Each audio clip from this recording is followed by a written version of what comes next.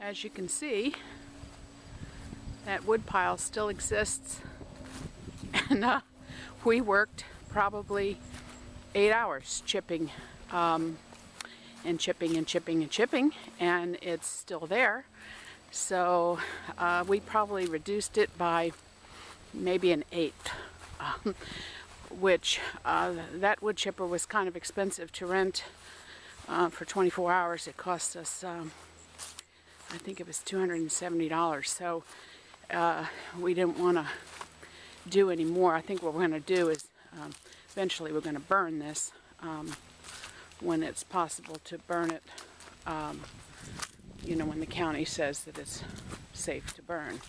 So anyhow, we chipped and chipped and chipped, and we came up with a wood pile here, wood chip pile, and this is probably at least 3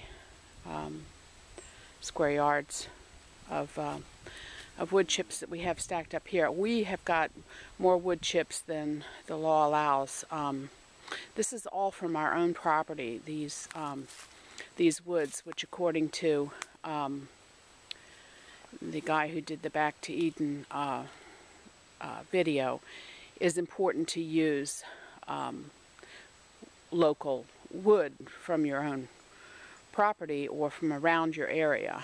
So this is all fallen branches and trimmings from trees. When we prune the trees and stuff like that, we just threw them on this big pile behind us, and we chipped and chipped, and that's what we came up with. Didn't chip the dog, there he is. And you know, we reduced this pile considerably, especially here on this side, but there is still an enormous amount of wood in there. We have a little fire pit down here. My son likes to have bonfires, and so we have this little fire pit, and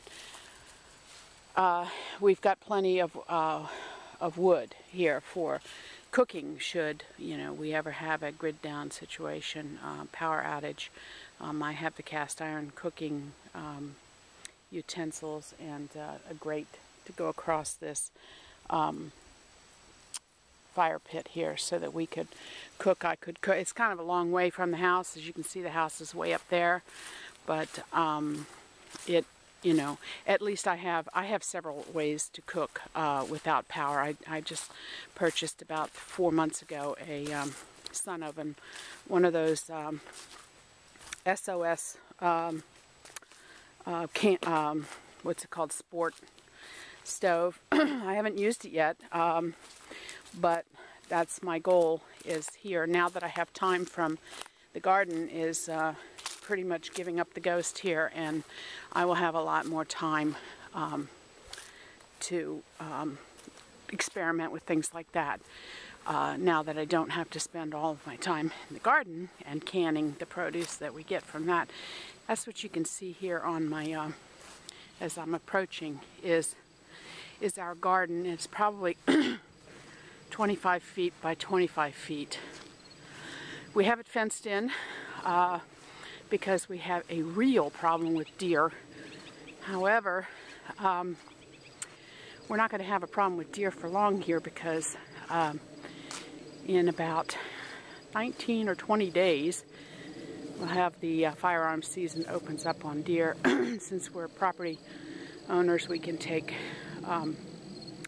deer off our property without a hunting license, which is really nice. My husband cut all my tomato vines, were all dead, and he pulled them all out and threw them over the fence. We haven't cleaned that up yet. Shame on us. And but basically this is my garden, and let me just take you in here and show you what we've done. It's a volunteer tomato plant. Potato plant came up on its own from a potato I guess we left in the ground. My collard greens and my kale, which is falling over, but has been very productive this year. And I still have my cherry tomatoes and my little yellow pear tomatoes, which are still producing. More collard greens and more kale over there. And this is my eggplant. It has lots of blossoms on it, but I don't know if it'll, make it much longer. I don't know how frost tolerant it is, so we'll see. And then what's left of my peppers, I have a few bell peppers on there and a couple jalapenos, and that's about it.